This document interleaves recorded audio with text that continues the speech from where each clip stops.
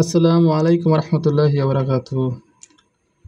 পরীক্ষার্থীরা, আমি ইতিপূর্বে লিনিয়ার প্রোগ্রামিং বইয়ের অনার্স তৃতীয় বর্ষ বইয়ের দ্বিতীয় অধ্যায়, খুবই গুরুত্বপূর্ণ অধ্যায়, লিনিয়ার প্রোগ্রামিং সমস্যার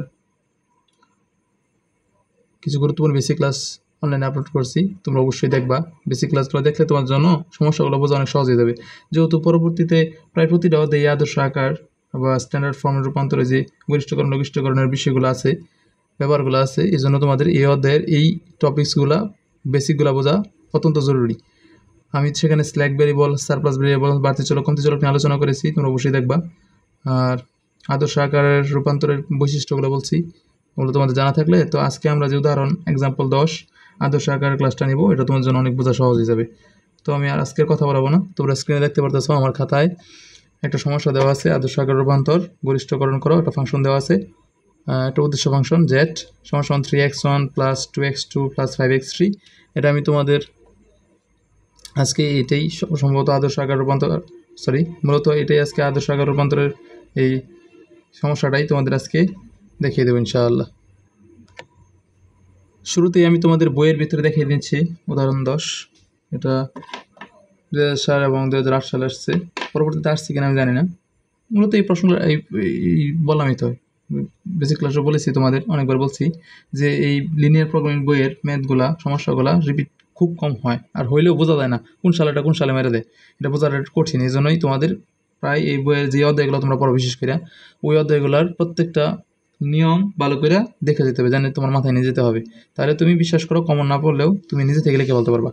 একদম সরাসরি কমন না পড়লেও নকল করার চিন্তা বাদ দেও ভাই। নকল করলে ধরা, তো নকল না করতে পারলে তুমি ইমপ্রুভ থেকে যাবো। ইমপ্রুভ থেকে গেলে তুমি তো থার্ড ইয়ার না, ফোর্থ ইয়ারে বিরাট ধরা খেলবা, যার কারণে বাদ দেওয়ার চিন্তা। এখন তুমি নিজে থেকে কিছু হইলেও মাথায় নিয়ে যাও, যাতে করে তুমি সহজেই সেটা আনসার করতে পারো, এবং কি কমন না পড়লেও নিজে থেকে লিখে নিয়ে আসতে পারো। এই জন্য তোমার নিয়মটা জানা খুব জরুরি।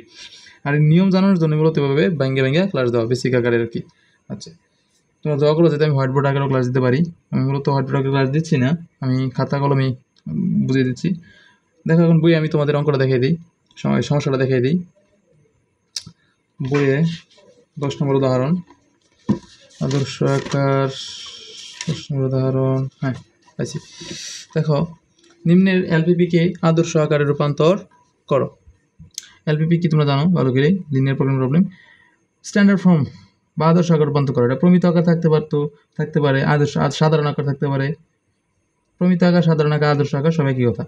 আচ্ছা, তারা মূলত একটা ফাংশন দিতেছে, উদ্দেশ্য ফাংশন z ইকুয়াল টু গরিষ্ঠকরণ করো, দেওয়াই আছে গরিষ্ঠকরণ করো।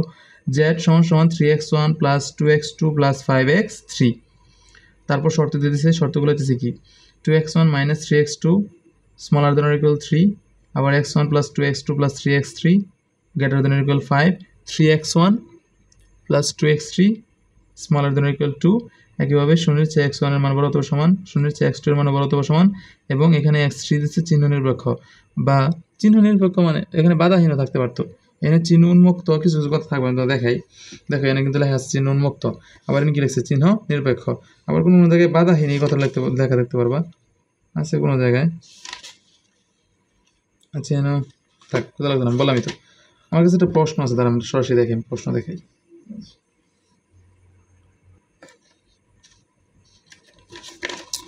এই যে দেখো প্রশ্ন, দেখো এনে কি লিখছে x3 বাধাহীন, দেখছো? মানে চিহ্ন নিরপেক্ষ, বাধাহীন, চিহ্ন উন্মুক্ত কথা একই। এই জাতীয় কথা থাকলে তোমরা বুঝবা যে এটার ক্ষেত্রে কোনো তারা অসমতা বা সমতা কিছুই দেয় নাই। এটার ক্ষেত্রে হয় যে x3 বাধাহীন, এখানে কিন্তু কোনো অসমতা দেয় নাই। আচ্ছা, কোনো শর্ত আরোপ করে নাই এটার প্রতি, ডাইরেক্ট বলে দিচ্ছে চিহ্ন বাধাহীন। আচ্ছা, পরবর্তীতে আমরা উদাহরণ 10 দেখতেছিলাম, খেয়াল করো।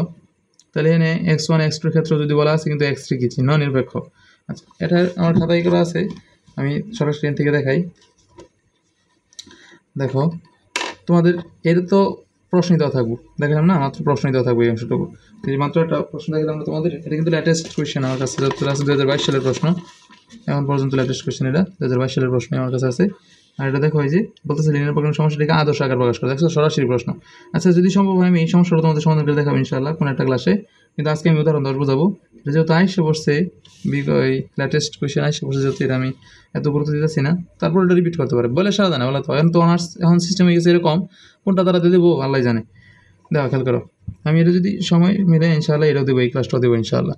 তো তোমাদের দেখাই, দেখো ডাইরেক্ট প্রশ্ন করছি, নিম্নের লিনিয়ার প্রোগ্রামিং সমস্যাটিকে আদর্শ আকারে প্রকাশ করো, সর্বোচ্চকরণ করো, গরিষ্ঠকরণ করো, কথা একটাই, বা ম্যাক্সিমাইজ একই কথা। দেখো এই পরে এই ফাংশন দিচ্ছে, এই শর্তগুলো দিচ্ছে, শর্তগুলো দিকে বলতেছে x3 বাধাহীন। দেখো অনেকটা কিন্তু এরকমই, দেখো খেয়াল করো, দেখছো এটার মধ্যে কিন্তু মানে তুমি যদি একবার এই নিয়মটা শিখা পারো না, যদি একটা অঙ্কের নিয়ম তুমি ভালো করে বুঝতে পারো, শিখতে পারো, বিশ্বাস করো তুমি পরবর্তীতে এই জাতীয় যত অঙ্ক আছে, এই সমস্যা আছে, তুমি নিজে এই আকারগুলো আদর্শ আকারে যেভাবে প্রশ্ন আসুক তুমি নিজে নিজে করে বলতে পারো ইনশাআল্লাহ। তোমার একটা দুইটা করে নিয়মটা তোমার ভালো করে বুঝতে হবে, আর একটা দুইটা অঙ্ক কর না বারবার করতে হবে, খাতার মধ্যে মিনিমাম 5 থেকে 10 বার করতে হবে। তুমি একবার দেখলা, ক্লাস করলা না, বলে দাও, এটাই স্বাভাবিক। আচ্ছা আর কথা বলাচ্ছি না। তারপর দেখো আমি সেম এই প্রশ্ন থেকে মনে করি এরকম প্রশ্নটা থাকবো, প্রশ্ন থেকে এটা তোমরা এভাবে লিখে বলবা। দেখার পর আমি যে মনে করি অংশ থেকে তোমাদের বলতেছি, দেখো এখান থেকে এর মূলত করিয়ে দেওয়া আছে, আমি আলাদা করে কিছু করতাম না। তোমার যদি কিছু দরকারি জিনিস দেখা দেওয়া লাগে আমি দেখাই দেবো ইনশাআল্লাহ। এখন দেখো এখানে এটা লিখলাম মনে করো প্রশ্ন থেকে লেখার পর 2000 সালে 2008 সালে আসছে দেখলাম, পরবর্তী কোন সালে আসছে কিনা তোমরা দেখে নিবা। দেখো এখান থেকে শুরু হয়ে গেল সমাধান। তুমি যদি প্রথমে লিখবে, এটা সমাধান কিন্তু আগে থেকে শুরু হয়েছে, এটা লিখবা প্রথমে, দেওয়া আছে ভাই যদি কিছু লিখবা, এটা এই গরিষ্ঠকরণ অংশটুকু লিখবা, শুরুতে এই অংশটুকু লিখবা, এটুকু লিখবা, লেখার পরে মনে করে লিখবা সমাধান। আমি এনে লিখছি, মাঝখানে লিখে পাচ্ছি, এটা না, এটা আরও আগে হবে, এটা শুরুতে হবে। আচ্ছা মনে করি। তারপর দেখো এই যে x3 নিয়ে তারা x3 প্রাইম বা x3 dash minus x3 double dash এটা নিচ্ছে না, এটা নেওয়ার কারণ হচ্ছে কারণ তারা বলে দিচ্ছে x3 কি চিহ্ন নিরপেক্ষ। যদি এরকম হয়, যদি বলে কোনো একটা চলক দেওয়া আছে সেটা নিরপেক্ষ, চিহ্ন নিরপেক্ষ বা বাধাহীন, তখন ওই চলকটা আমাদের এভাবে লিখতে হবে, এই আকারে লিখতে হবে। ধরো আমি একটু উদাহরণস্বরূপ বুঝাই দিই তোমাদের, উদাহরণস্বরূপ যদি তোমাদের আমি বলি তোমরা বুঝতে পারবা। উদাহরণস্বরূপ দেখো, যদি তারা যদি কোনো কারণে বলে x1 নিরপেক্ষ, চিহ্ন নিরপেক্ষ আর কি, x1 নিরপেক্ষ যদি তারা বলে, তাহলে x1 আমরা কীভাবে নেব জানো, x1 dash minus x1 double dash, বা x1 prime minus x1 double prime. আশা করি তুমি বুঝতে পারছো। তারপর যদি x2 বলে, x2 যদি বলে চিহ্ন নিরপেক্ষ, যদি বলে x2 চিহ্ন নিরপেক্ষ, তাহলে x2 কীভাবে নিব, x2 prime x2 double prime. আবার যদি x3 বলে তাহলে x3 prime x3 double prime. একইভাবে যদি xn বলে, চলতে যদি xn বলে তাহলে কি xn prime xn double prime. আশা করি তোমরা বুঝতে পারছো। এক কথায় যেটাই বলুক, যেই চলক দিয়ে তারা বলুক সেটা চিহ্ন নিরপেক্ষ, x1 x2 x3 x4 x dot dot dot xn যাই বলুক সেটা কিন্তু কি হবে x2 প্রাইম, এইভাবে লিখতে হবে এই আকারে। আশা করি তোমরা বুঝতে পারছো, x1 prime minus x1 double prime. আচ্ছা এই নিয়ে আমি কথা বলবো না, এটা তোমরা দেখলেই বুঝবে। দেখো আমি ব্যাংকের লিখছি এটা। আচ্ছা পরবর্তীতে দেখো তারা এখানে কী করছে, এটা লিখতে হবে, যেহেতু x3 চিহ্ন নিরপেক্ষ বলছে এই জন্য x3 এভাবে লিখছে, x3 prime minus x3 double prime. প্রথম শর্তে s1 তারা কমতি চলক নিছে। আমি বেসিক ক্লাসে স্পষ্ট তোমাদের বলে আসছি, বারবার বলছি বেসিক ক্লাসে যে তোমরা বেসিক ক্লাসটা অবশ্যই করবা, তাহলে তোমরা দেখতে পারবা স্ল্যাক ভেরিয়েবল আর এই সারপ্লাস ভেরিয়েবল বা কমতি চলক বা বাড়তি চলকের বিষয়ে আমি তোমাদের একদম বাইঙ্গে বোঝাতে দেওয়ার চেষ্টা করছি। এখন দেখো এখানে মূলত ঘটনাটা কী করছে,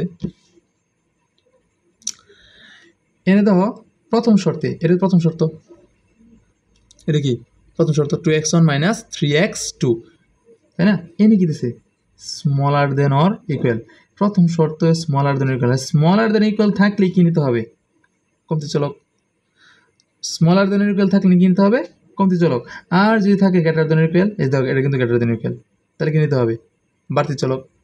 স্মলার দেন ইকুয়াল এটা কিন্তু অন্য কথা, এটা কিন্তু S1 তারা যে চলকটা নিছে, S1 নিছে, S2 নিছে, S3 এগুলো তারা কমতি চলক বাড়তি চলকগুলো ধরে নিছে, এই যে S1 S2 S3 ধরে নিছে। আর এটা চলক, যেহেতু চলক অবশ্যই কি অনির্ণাত্মক হতে হবে, মানে শূন্যের চেয়ে বড় হতে হবে, এটা বারবার বলছি বেসিক ক্লাসে।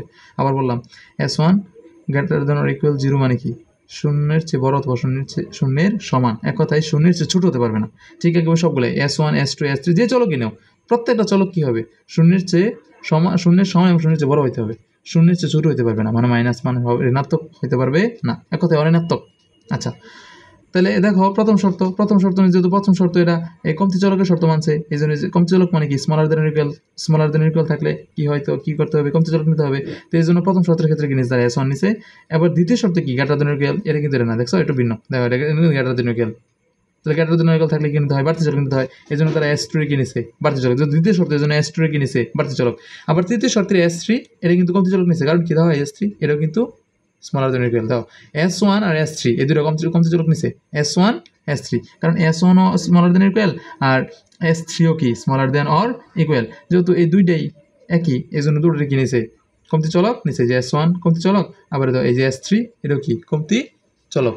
আচ্ছা পরবর্তীতে কি করছে এই শর্তগুলোর ক্ষেত্রে কমতি চলক বাড়তি চলক নিচে নেওয়ার পরে আমরা জানি কমতি চলকগুলো যোগ করতে হয় আর বাড়তি চলক কি করতে হয় বিয়োগ করতে হয় বলে রাখলাম। তোর অবশ্যই বেসিক ক্লাস দেখবা S1 এই যে কমতি চলক কি করতে হয় যোগ করতে হয় বাড়তি চলক কি বিয়োগ করতে হয়। আমি একবার বই এই যে দেখো এই যে কমতি চলক এই যে স্মলার দেন ইকুয়াল থাকলে কমতি চলক নিতে হবে আর এই অঋণাত্মক চলকগুলো কি করতে হয় যোগ করতে হয়। দাও কমতি চলক কি করতে হবে স্পষ্ট লাগে যে কমতি চলক এই যে যোগ করতে হয় আর এই যে বাড়তি চলক সারপ্লাস ভেরিয়েবল এই যে বাড়তি চলক এই যে গ্রেটার দেন ইকুয়াল থাকলে যে গ্রেটার দেন ইকুয়াল শর্ত সময়ের মধ্যে গ্রেটার দেন ইকুয়াল থাকলে আমরা নিব বাড়তি চলক আর বাড়তি চলক কি করতে হবে বিয়োগ করতে হবে। আশা করি তোমরা বুঝছো। আচ্ছা নিলাম তারপর তো গরিষ্ঠকরণ করো। দেখো আমরা যেহেতু x3 যেহেতু চিহ্ন নিরপেক্ষ ছিল x3 পরিবর্তন আমরা কি নিছি এটা একা নিছি না x3 prime minus x3 double prime এটা কিন্তু আমরা x3 এর জায়গায় বসাম তাহলে যখন আমরা z এই ফাংশন লিখবো এই ফাংশনটা কিন্তু আমরা নতুন করে লিখতেছি তাই না আদর্শ আকার বানাইতেছি এটা তাই আদর্শ আকার বানানোর জন্য আমরা কি এই যে এই চলকগুলো নিছি আমরা এই চলকগুলো কেন বসাই দেবো বা এই চলকগুলো যে নিয়ম এই নিয়ম অনুযায়ী আমরা কি করবো এখানে বসাই দেবো। তাই প্রথম অভিষ্ট ফাংশন উদ্দেশ্য ফাংশনে আমরা বসাইতেছি এই যে অবজেক্টিভ ফাংশনে বসাইতেছি জেডের মধ্যে গরিষ্ঠকরণ করো লিখলাম জেডের মধ্যে বসাইতেছি প্রথমে আছেন 3x1 না এই যে আমি কি লিখছি 3x1 পরে কি আছেন প্লাসের 2x2 এই যে আমরা লিখছি প্লাসের 2x2 পরে কি আছেন প্লাস 5x3 এখন প্লাস 5 নিছি এই x3 এর জায়গায় দাও x3 prime minus x3 double prime কারণ কি দাও এই যে আমরা x3 কি নিছিলাম x3 সমান x3 prime minus x3 double prime এটা নিছিলাম কেন কারণ x3 তারা স্পষ্ট বলে দিয়েছে চিহ্ন নিরপেক্ষ আমি তো বললামই যেটা এই চিহ্ন নিরপেক্ষ বলবো ওইটারে আমরা কিভাবে লিখবো এভাবে লিখবো তাই না। আমি তোমাদের দেখাইলাম না খাতার মধ্যে এই যে দেখাইলাম না তোমাদের খাতার মধ্যে যে x1 যদি বলে চিহ্ন নিরপেক্ষ x1 চিহ্ন নিরপেক্ষ হলে x1 প্রাইম মাইনাস এভাবে লিখতে হয় কি x2 চিহ্ন নিরপেক্ষ হলে x2 এভাবে লিখতে হবে x3 চিহ্ন নিরপেক্ষ হলে চিহ্ন নিরপেক্ষ x3 এভাবে লিখতে হবে এভাবে যদি xn যতই বলুক নিরপেক্ষ হলে চিহ্ন নিরপেক্ষ হলে এটা এভাবে লিখতে হবে এই আকারে লিখতে হবে। আশা করি তোমরা বুঝতে পারছো।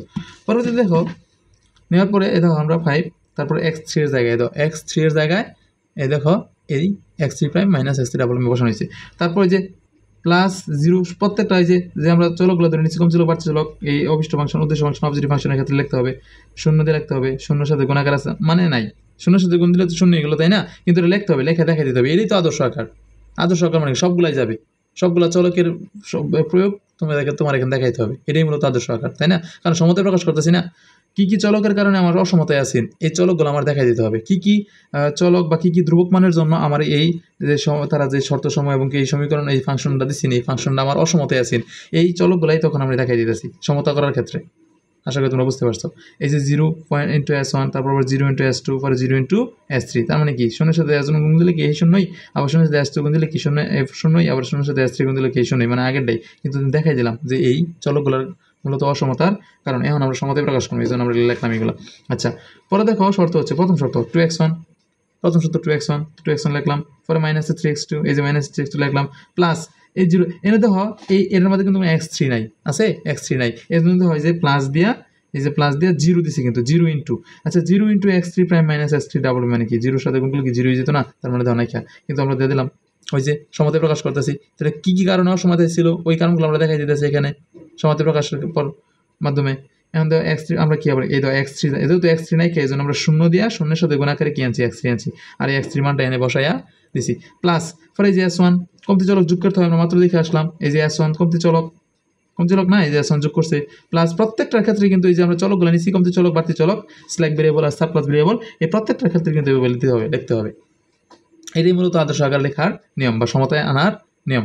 এই যে সমীকরণ আকার বানাইতে হবে না আদর্শ আকার মানে কি সমীকরণ নিয়ে আসতে হবে সমতা বানাইতে হবে এটা নিয়ম এভাবে তাহলে তো হয় যে প্লাস s1 কমতি চলক যোগ করছে প্লাস 0 × s2 প্লাস 0 × s3 এটার ক্ষেত্রে কিন্তু 0 দেয় নাই কারণ কি তারা বলে দিয়েছে কমতি চলক যোগ করতে হবে আর এগুলো রাখছে কেন মানে এটাই বুঝাইতেছে সবগুলো চলক এটার মধ্যে বিদ্যমান আছে তাই না এটাই বুঝাইতেছে আর কি তো এটার ক্ষেত্রে কিন্তু তারা 0 দেয় না কারণ তারা বলে দিয়েছে যে s1 কমতি চলক কি করতে হবে যোগ করতে হবে তো প্রথম শর্তের মধ্যে s1 কমতি চলক যোগ করছে কারণ কি কারণ প্রথম শর্তটা কি কমতি চলকের শর্ত মানছে স্মলার দেন অর ইকুয়াল একইভাবে তো তৃতীয় শর্তের মধ্যে কিন্তু যোগ করবে যে তৃতীয় শর্ত কিন্তু কি আছে স্মলার দেন অর ইকুয়াল কিন্তু তৃতীয় শর্তের মধ্যে কিন্তু দাও প্লাস s3 আচ্ছা পরে দেখো x1 দ্বিতীয় শর্ত নিয়ে কাজ করি আমরা x1 প্লাস 2x2 তাহলে দাও x1 প্লাস 2x2 পরে দাও প্লাস 3 এ দাও প্লাস 3 পরে দাও আবার x3 জায়গায় ঠিক এই আবার আগের মানটাই এই যে মানটা বসাই দিছে এটা লিখছিলাম যে আমরা এই যে x3 prime minus x3 double prime plus এই তো এখন কিন্তু s1 এর সাথে কিন্তু 0 দিছে, কারণ এটা তো দ্বিতীয় শর্ত না। দ্বিতীয় শর্তের ক্ষেত্রে কে বাড়তি চলক কি করতে হবে, বিয়োগ করতে হবে, কারণ কি গ্রেটার দ্যান ইকুয়াল, এই যে গ্রেটার দ্যান ইকুয়াল, তাহলে কি এই যে বাড়তি চলক s2 নিছিলাম আমরা, এই বাড়তি চলক কি করতে হবে, বিয়োগ করতে হবে। মাত্র দেখে আসলাম বইয়ের ভিতরে, বইয়ের মধ্যে দেখালাম তোমাদের a মাইনাস দেওয়া s2 করছে, এটা কিন্তু 0 দিয়ে লেখা নাই, প্লাস এটা কিন্তু 0 দিয়ে লিখছে 0.3, কারণ এটা তো ছিল না, এখানে ছিল না, এজন্য লিখছে আচ্ছা 0.3 দিয়ে লিখছে। পরে সমান সমান 5, এদের সমান সমান 3 দিছে, এখন যে সমাধান এসে পড়ছে সমান সমান 3, এই সমান সমান 5, এরই মূলত আদর্শ আকার লেখা নিয়ম বা সমতায় বা সমীকরণে বানানোর নিয়ম। তো সমান সমান 5 দিছে 0.3। পরে দেখো তৃতীয় নম্বর শর্ত 3x1 পরে এটার মধ্যে কিন্তু কোনো x2 যুক্ত চলক নাই, এটা x2 নাই, x2 যুক্ত কোনো পদ নাই, দাদা 0 দিয়ে তারা কি আনছে x2টা নিয়ে আসছে 0.x2 প্লাস পরে কি 2 এর সাথে দেখেন কি আছে x3 আছে না, x3 দেখে ওই মানটা বসাই দিয়েছে এই যে আকারটা x3 prime x3 double prime, এই যে x3 prime minus x3 double prime plus পরে দেখো 0 ইন্টু s1 আনছে প্লাস 0 ইন্টু s2 আনছে, এটা তো কমতি চলক ছিল তাই না, কারণ কি স্মলার দ্যান ইকুয়াল না, তাহলে এই জন্য s3 কমতি চলক তারা কি করছে যোগ করে দিছে, আর সমান সমান এই যে 2 আসিন এই সমান সমান এনে 2 লিখছে। আর পরবর্তীতে তোমরা তোমার যে অসমতা বা সমতা অ্যান্সার যে অসমতাগুলো ব্যবহার করে এই অসমতাগুলো তোমাদের অসমতার মূল কারণ বা শর্ত সময় লিখে দিতে হবে প্রত্যেকটাই, যতগুলো তোমরা নিচে একবার বাড়তি চলক কোন চলক যাই ধরছো প্রত্যেকটা চলক, যতগুলো চলক আছে যতগুলো চলক তোমরা নিচে মানে x3 prime x3 double prime সহ সবগুলাই কি করতে হবে লিখে দেবে, কারণ প্রত্যেকটা চলক কি শূন্যের চেয়ে বড় হতে হবে না, এই শর্তটা তোমার লিখে দিতে হবে। এটাই মূলত আদর্শ আকার। আশা করি তোমরা সকলেই বুঝছো। দেখো x1 x2 x3 prime x3 double prime s1, এখানে কিন্তু x3 দেয় না, দেখছো x3 পরিবর্তে কিন্তু আমরা এই দুটো নিছি, এই জন্য x3 পরিবর্তে এই দুটো লিখছি, এখানে কিন্তু x3 লেখা নাই, খেয়াল করছো, কারণ কি x3 prime minus x3 double prime নিছি কিন্তু x3 পরিবর্তে, এই x3 প্রাইম আর x3 ডাবল প্রাইম এর সঙ্গে x3 এর আসল পরিচয়। আশা করি তোমরা বুঝতে পারছো। s1 s2 s3 এই সবগুলা কি শূন্যের চেয়ে বড় অথবা সমান, এক কথায় অঋণাত্মক, সবগুলাই কিন্তু শূন্যের চেয়ে বড় অথবা সমান, মানে ঋণাত্মক হতে পারবে না, নিচে এগুলো দেখাই দিতে হবে। এটাই হলো আদর্শ আকার। আমরা আশা করি বুঝতে পারছি। বারবার পজ করে ভিডিওটা একবার দেখবা, আশা করি তোমরা খাতা দিয়ে একবার করলে এটা পারবা। আর পরবর্তীতে এরাই তোমাদের ভালো করে বুঝে এই নিয়মটা মাথায় রাখতে হবে, কারণ পরবর্তীতে প্রতিটা অধ্যায়ে এ নিয়ে আলোচনা আছে, গরিষ্ঠ গণলক্ষণের আদর্শ আকার নিয়ে আলোচনা আছে। তো আজকে এই পর্যন্তই, সকলে সুস্থ থাকো, ভালো থাকো, আসসালামু আলাইকুম রহমতুল্লাহি ওয়া বারাকাতুহু।